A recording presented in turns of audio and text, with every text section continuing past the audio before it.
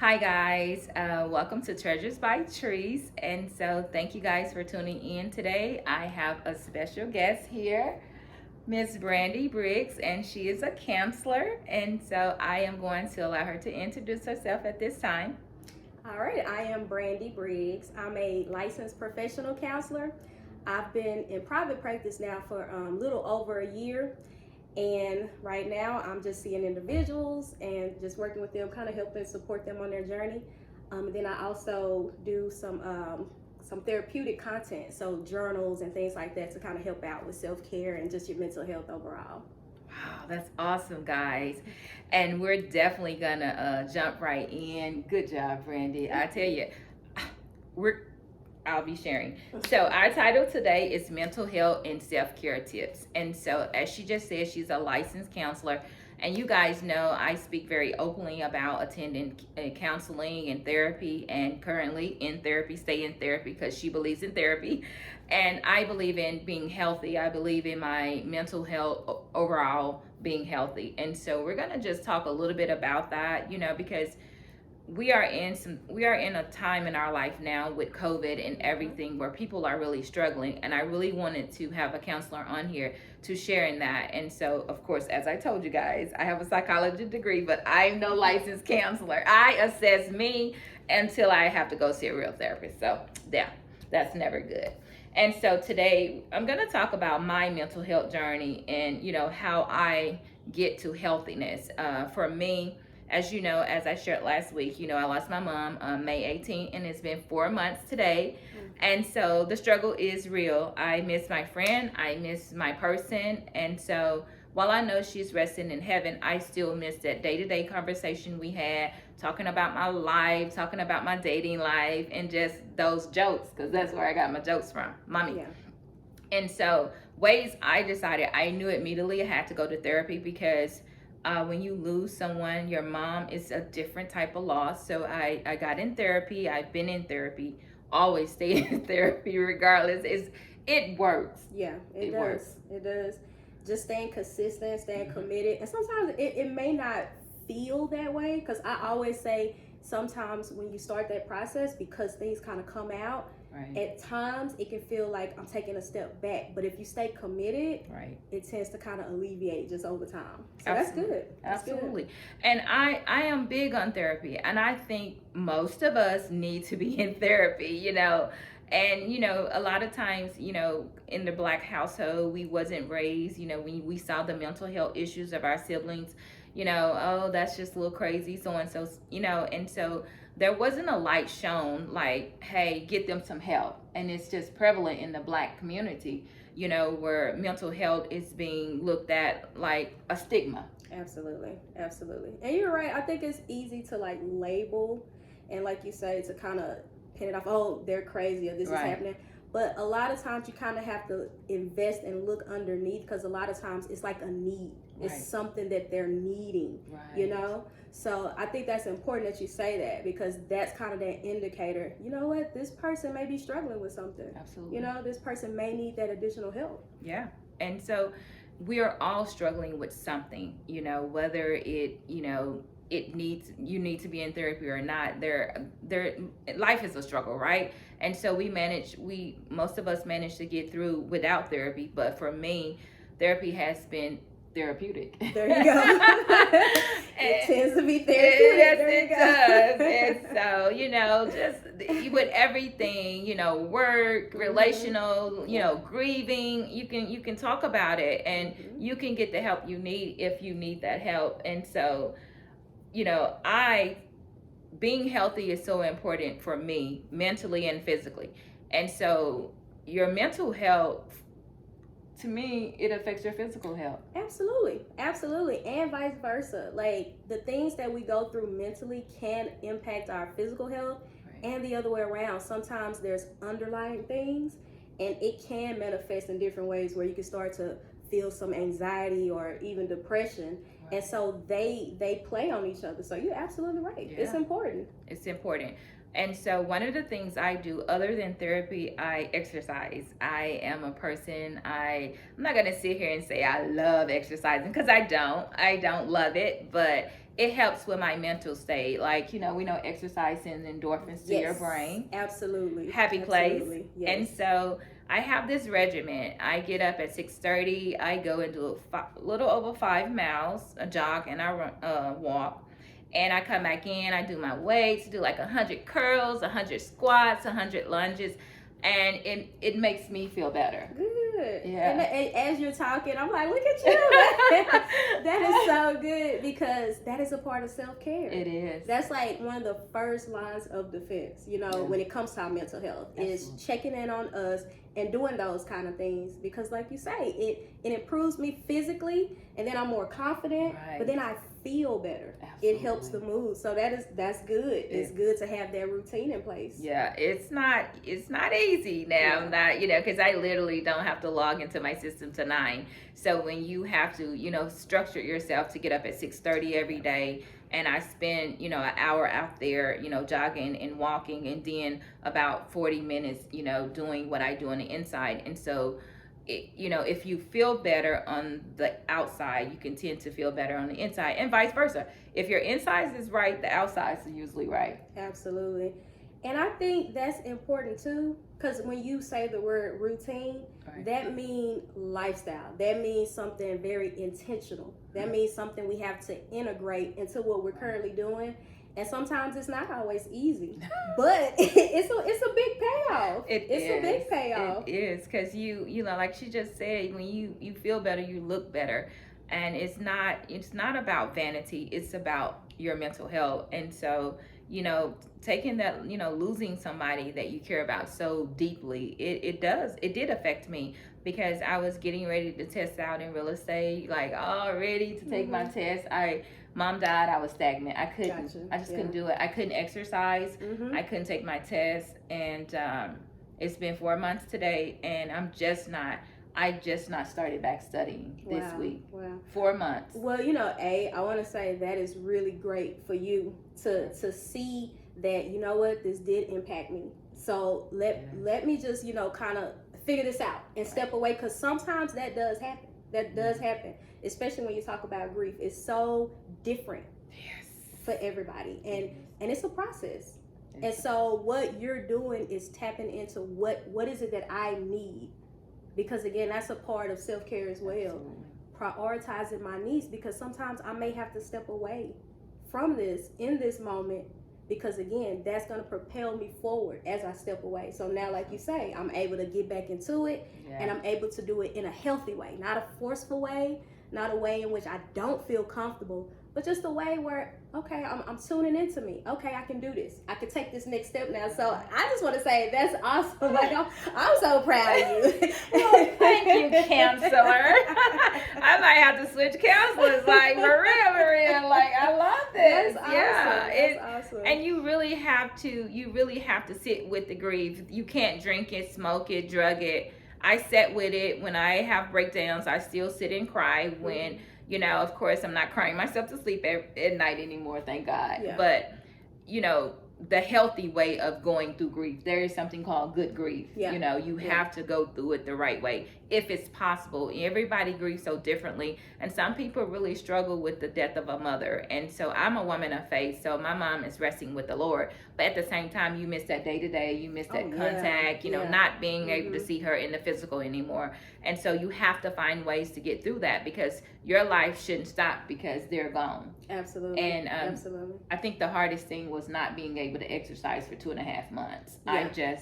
I think about 3 weeks during that period, I was just out of there. I was so sad for 3 weeks. Like, I don't know. I just felt stuck. Yeah. And that, again, that's a good indicator of, something is off. Yeah. Because I like how you pointed out your indicators. And that's important, to begin to understand myself and prioritize myself. I begin to understand when something is off. So like you mentioned, do I find myself being more irritable? Do I find myself want to isolate? Like you said, like, I just want to sleep all the time. I'm tired. Like, literally everything feels like an uphill battle. Or even a good indication, like, what am I turning into? Am I turning into alcohol? Right. Or even some of the things we eat? Like, am I craving more sugars? Am I craving these different things? So it's really, like you say, just paying attention to that. Yes. And then kind of sitting back into, okay, so what do I need in this moment? So yeah, you're absolutely right. That is a healthy way. That is a healthy way to really go about making sure I improve and better my mental health overall. Absolutely. And it, guys, it's a journey. You know, I immediately got back in therapy, and with therapy and praying and having that relationship with God, I kind of found my way back. And so I can share that journey, and I can tell you it's not easy, but life does go on, and you are forever miss mommy. Like, those are moms, they're irreplaceable, right? Yep. But you have to find a way to move forward. And so thank you for sharing that. That's really awesome. You're a great counselor. Thank you. People are struggling. We're all struggling. And so, that's one of the ways that I take advantage of my mental health. And so I'm going to ask Brandy here, what can we do to get mentally healthy? Okay, I think that's a beautiful segue, because you kind of laid out some of the foundation. So I think some of the things that we can do is, like I say, the first line of defense is self-care. Okay, so self-care, that looks different for everybody. So the way I define it just kind of started back with, okay, self-care, we hear this word all the time. Right. What is self-care? Like, what does that look like? So self-care is simply you prioritize your needs. Wow. Okay, so when you're looking at what is it that I need, okay, let's start on a basic level, right? We start with sleep. Yes. That's self-care. Yes, Making sure we get adequate sleep, because it can affect your mood. It can impact these different things. Also, eating, trying our best to eat as balanced as possible. Like, I know reality, it's hard. It's so It's hard. But, Right. Being intentional about that. Even things like drinking water, making sure I'm hydrated, just on that basic need, that level. And then also psychologically, again, tuning into myself, taking time with yourself. That's important. Yes. Like, we take time with other people, like when we're developing different relationships, we take time to get to know that person. Right. That's what you're doing for yourself. Absolutely. You're taking the time to sit. And so whatever that looks like, that could be prayer. That could be meditation. That could be what we call mindfulness, when you just kind of look at your feelings and you're looking at those different thoughts. That could be journaling. Yes. That's a huge one. Yeah, that's a biggie. I love that. And I'm gonna let her talk about her journal. Yes. Well, of course, because I know that is a powerful tool in self-care, I wanted to just create some journals, and so I created this. I kind of came up with the concept, and I wanted to represent myself, my daughter, as a Black woman. And so I called this the Black Queen Journal, so just a nice visual to look at as you journal. And then also a good affirmation. Absolutely. So every day I pick this up, I'm affirming to myself, I am that. Yes. And that I am. Ooh, I love it. So, yes. It's so pretty. Thank you. Guys, we're going to have everything in the bio, where you can contact Brandy, where you can order you a journal. Isn't it gorgeous? I am very big on journaling, because, when you are in therapy and when you are dealing with grief and you're dealing with anxiety and depression, whatever you're dealing with, it's a good thing to write stuff down. Yes, it is. That is a very like an effective tool. Right. Like, even as myself, when I assign journaling, because outside of that session and just every day, like when you are not, with the therapist or your friends or just that trusted person you can go to, you have a tool. Right. That you can express your thoughts, your feelings. You can write plans and organize things in there. And it's so powerful, because you get the opportunity to look back. And sometimes you find patterns. Sometimes you become more aware of what's going on, or my feelings. And then even sometimes labeling feelings. Because sometimes we experience things, and when we write it out, okay, I have this experience, and I can look back, oh, I was feeling afraid. I wasn't really mad. I was afraid. Fear. Yeah. So you get the opportunity to really explore yourself. Absolutely. So it is powerful. Yeah. It is, guys. I tell you, journaling has been a blessing for me.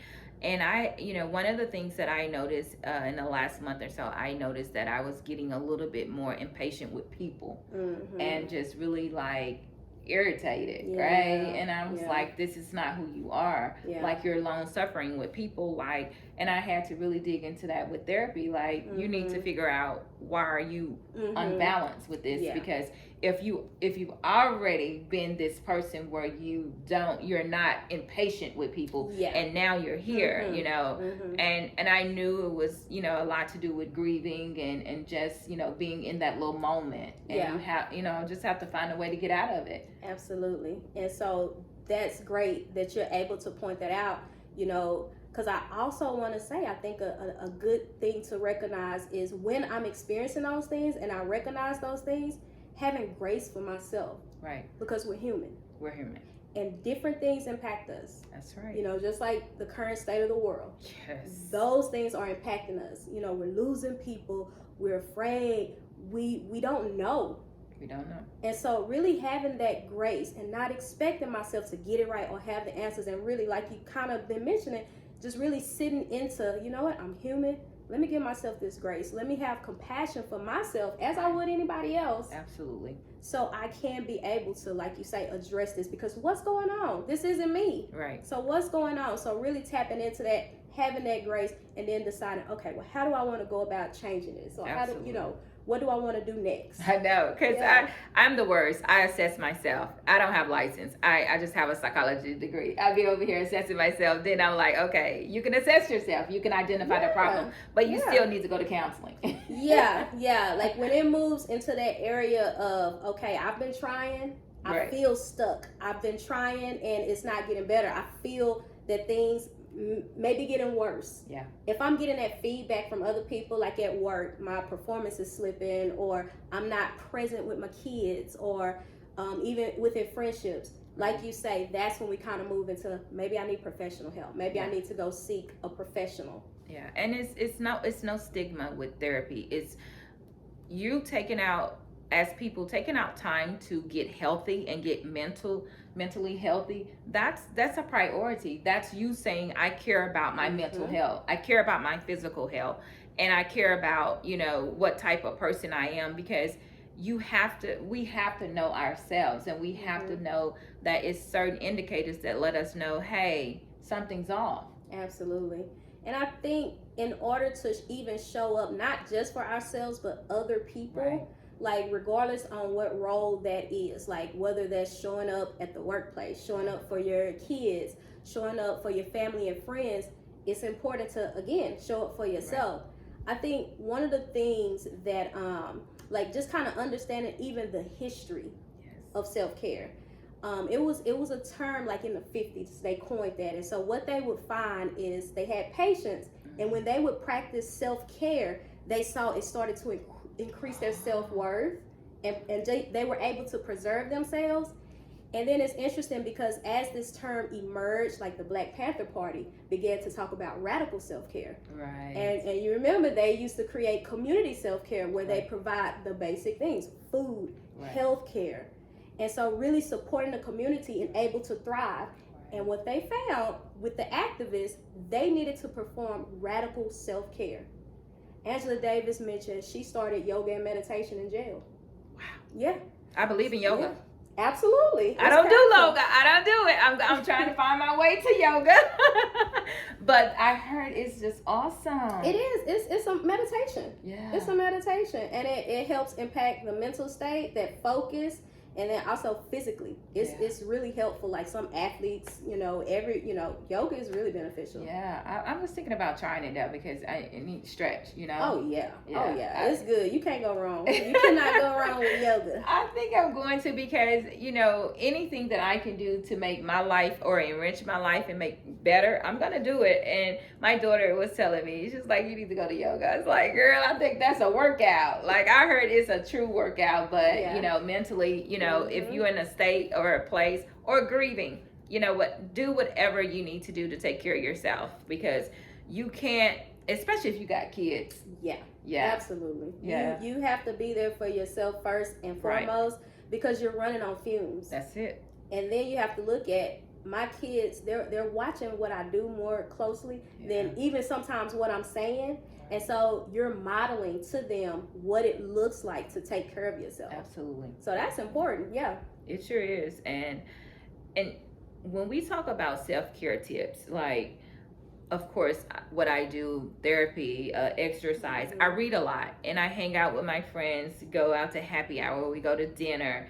And of course, I like football. I like sports, right? There you go. There you go. Like that for me, that's self care because you guys know, Steelers Nation all day, and so watching the games and stuff, and I'm for real about my football. I was watching the game with a friend of mine last Sunday, and he was like, "You really like football?" Because he thought I was kidding. Like he thought I was one of those chicks that. I'm like, why are you talking? I'm watching the game. He kept talking during my game. I was like, stop. Like, and so, a lot of women say they love sports and stuff like that. And that's what he assumed, that I was just one of those chicks that say, oh, she loves sports. And he was like, you really are a football fan. I was like, dude, because that's self-care, tapping into the things that make you happy, the fun stuff, right? It could be bowling, it could be I like Top Golf. Okay. Anything. Yeah. If you want to go see a movie by yourself, take yourself to dinner, do whatever you need to do to take care of your mental health and take care of yourself. And so I'm gonna ask Brandy, what do people need to do if they're struggling mentally? How do they find a counselor? Okay. Well, it's a few things. It's a few entry points, what I like to say. So if you find yourself struggling mentally, one of the things you can do, I kind of say start where you are. So if you have a provider currently, like a doctor, reach out, schedule an appointment, because there they have different screenings that can screen for like depression, different traumas, anxiety. And just really speaking to them, because they'll get an assessment of everything. Right. And they can make referrals to counselors that way. Then also, if you're limited on resources, for instance, I would like to say always call 211, because in your area they'll provide different resources available, because usually sometimes the state does have programs. They have like local mental health authorities that will provide services. Nice. So that's a second way. And then you can always reach out to counselors. Right. You can ask in the community, about counselors, or they even have online where you have directories where you can actually search profiles. You can look at the website. You can see what type of treatment they provide, if they work with couples or children or individuals. So there's a lot of things available. So I would say start where you are, where you feel most comfortable. But the most important thing is just reaching out, because usually they'll link you to someone or to a program or to something that can help you. Absolutely. And for me, I think when I moved here, when I moved here in 2015, I was struggling with anxiety, and I didn't know it was anxiety. All I know, my heart was just fluttering all the time. Yeah. Just, on the break of getting ready to file for divorce, 14 years of marriage. And I'm like, I called my doctor. I'm like, why is my heart like fluffing, and I feel anxious? And she was like, you have anxiety. And it was the divorce. Yeah. It was the trauma of having, to end a 14-year marriage. Yep. And I've never struggled with anxiety. Didn't even realize. I'm like, okay, you might be having a heart attack. Yeah, I get it. And that's when I realized, she's like, it's anxiety. And so we were able to sit with that, and she, was like, hey, you can take this if it gets too bad, or take a half of one. And so at that particular time, it was really bad. So I was taking like a half a dose or something just to get the anxiety down. And so there are certain traumas that cause you to have anxiety. Absolutely. It doesn't mean that you have to stay on these medications, but if your doctor's saying, hey, let's start you here, because yeah, that's scary. Yeah, that's scary. I couldn't sleep. Oh yeah, that's scary. I couldn't sleep. It was very scary. And so I remember that. And so I haven't been on anxiety medicine, since mommy died. I get you. Because sometimes we need that support. Like you say, sometimes it's specific things can happen in our life. Traumas. Yeah, traumas. And like you say, the loss of people, divorce, the loss of anything. Right, absolutely. That can really bring about some things we never felt before. And so when you collaborate with a professional, the key word is collaboration. You're able to advocate for yourself. Right. you're able to let them know what I'm experiencing. You don't have to have the answers. You're the professional of you. You know your life, you know your body. Absolutely. So you communicate that, collaborate with the professional. You guys will come up with a plan. Let them know your intents. Medication, we call it medication management. Totally nothing wrong with that. I know sometimes there can be a stigma around that, but again, you tell them, hey, when I take this, I'm experiencing these side effects. Maybe we can switch it. Maybe we can lower the dose. But you can really have the opportunity to collaborate, because again, if your intent is say, I think I can handle it through talk therapy now. Right. They can definitely help you wean you off that. So whatever the case is, whatever it is that you want, that you're needed, that you're experiencing, you can collaborate with a professional, because they're there to help. Absolutely. They're there to help you. Absolutely.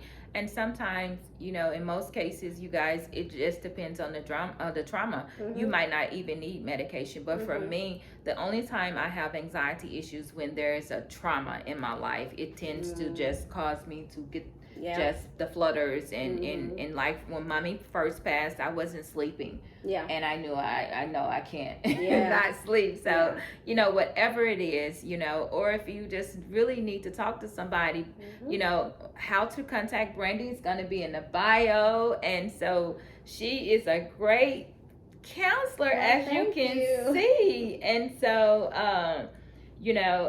I am going to let her talk a little bit more about her services. Okay. How they can find you and reach you. All right. So I think the best way to find me, I'm at Linktree. So that'll be Linktree/Briggs LPC, and that's linktr.ee/BRIGGS LPC.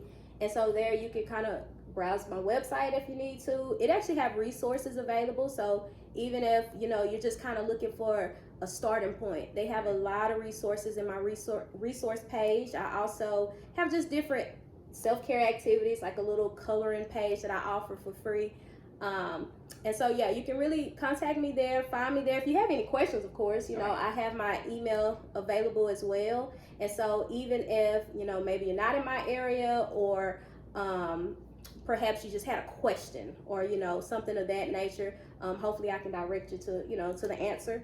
But other than that, it just have information how you can contact me and different things available that I have to offer. So wow, that's awesome. And guys, we are living in a time where people are not mentally well. Yeah. In some cases. And like we talked about, the anxiety of watching loved ones pass away, the anxiety of watching all of these people die with COVID, the state of the economy, the state of everything. And so it will affect you mentally, it will affect you physically. And so if you finding yourself in a situation where you feel like, I don't really know, but you're on the fence, as a person that stay in therapy, my suggestion, call Brandy, call someone, because you don't want to be in a situation where I was when I first filed divorce, just fluttering and, not knowing why your heart is beating so fast. And then, of course, thank goodness I have great doctors that were able to get me, say, hey, you're dealing with anxiety. And I was able to say, oh my God, I just filed for divorce. Yeah. And so there are traumas that cause anxiety, and people are dealing with, I'm gonna let Brandy tell you what some of the people are dealing with now. Oh yeah, I mean, there's a lot of things that kind of surface. Like sometimes it's things that we're dealing with anyway. Right. But because life can have so many distractions, we can kind of push it and suppress some of these things. So I think during this time it's so unique because some things come to the surface. Right. And so we find ourselves dealing with things on top of like we stated, the obvious, like losing people, just having those different fears and just the different anxieties, or wanting to be alone, and just really pushing people away. So it's a multitude of things that can be going on, in your life, and different things that's happening. And like I urge to say, hey, reach out, reach out to someone, because that's someone, sometimes they can say, hey, you know what, just kind of what you're telling me, maybe you need to reach out to a professional, Right. And again, it's nothing wrong with that. Again, you're advocating for yourself. You're putting yourself first, because simply the way I put it, me as a therapist sitting on the other side, Right. I look at it like, hey, you know what? I'm here to support you. Absolutely. Whatever that looks like, I'm here to support you to be your best. I'm here to support you, whatever goals that is, And so it's always good to have a support system. Right. And so you're adding someone to your support system. So again, I urge you, we get it. We all have been impacted. I have a therapist. I have someone that I go to. So, we're human. We've all been impacted. So just to kind of talk to that person, follow up with that person, check in with that person. And most of all, if you feel you're experiencing something and it's difficult, it's heavy, you don't really know what to do, that's the first step. Right. Getting that help, asking for the help, and reaching out to others and connecting with other people. Absolutely. And I walk in transparency and honesty. I do not mind sharing my struggles, because my hope is through this podcast that what I share can help somebody and enrich their life. And I know I joke a lot and I play a lot, because that's my personality, right? But today we really wanted to get on here and talk about mental health, these struggles and stuff. And in order for me to talk about it, I have to talk about my struggles, and I have to walk in honesty and transparency. And so while I'll probably remain in therapy for my dear life, here and there, not saying that it has to be a traumatic event. Sometimes you just need that check-in. Yeah. And so whatever, everything, how to contact Brandy, phone number, email, links, it will be in the bio. And so I am so thankful for you coming today. Well, thank you for having me. Absolutely. Guys, I couldn't be more thankful. Thank you for your subscribing. Remember, I need 1,000 subscribers. And so remember to subscribe. And also be sure that, if you're in a situation, just like we talked about, call someone. Like me, I didn't know what was causing the flutters in my heart. And so I was able to go to my PCP and find out that I was dealing with anxiety because of the trauma of filing for, divorce. And so there is help out there. And so you have to make the first step if you need help. And there is no stigma with mental health or any anxiety, depression, whatever you're dealing with. And just find an outlet. If you're feeling kind of edgy, find a hobby. Read. I love to read. I read a lot.